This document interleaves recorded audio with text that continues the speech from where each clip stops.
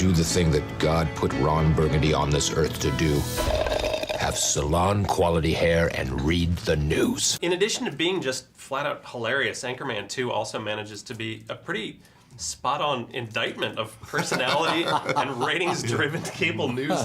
Was bringing a message to the comedy proceedings something that was an early goal? I think the second you take on 24-hour news, you have to make that joke. When we discovered that it was there, and then the idea that we could pin all of it on Ron Burgundy, we couldn't resist. Adam will always give you a gift that you didn't know what was going to happen. You always know you're in great hands. You don't have to think about anything. You just go do. Because we won't use it if it doesn't work. And sometimes it doesn't work, but we like it too much, and we leave it in.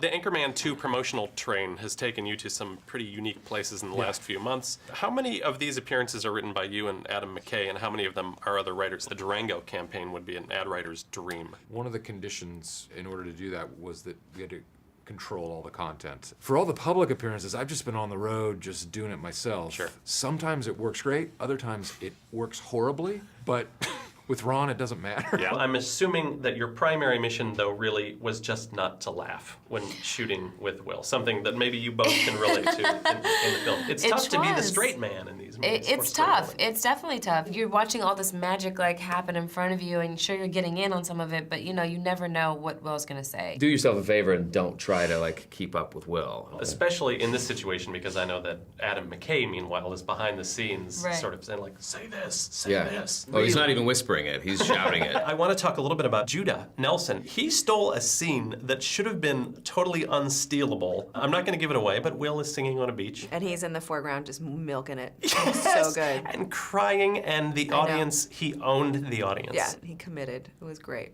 The movie is, of course, swimming with cameos. It has all the cameos. And right out of the gate, you've got Harrison Ford as a retiring newsman who deeply inhales Ron and Veronica's scents to judge their worthiness. What did Harrison make of this craziness when you come in like, here's what we want you to do? He is hilarious. He's a really, really funny guy.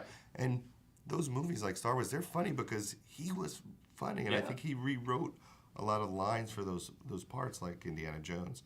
Steve, clearly an important aspect to playing the role of Brick Tamland is the willingness to eat a variety of items. Is there anything that you would not consume for comedy? No, the first thing that comes to mind is I did a bit on The Daily Show where we were talking about So good. how wonderful Crisco was. I don't even remember in what context. So in order to demonstrate it, I told John I wanted to eat a big spoonful at the desk.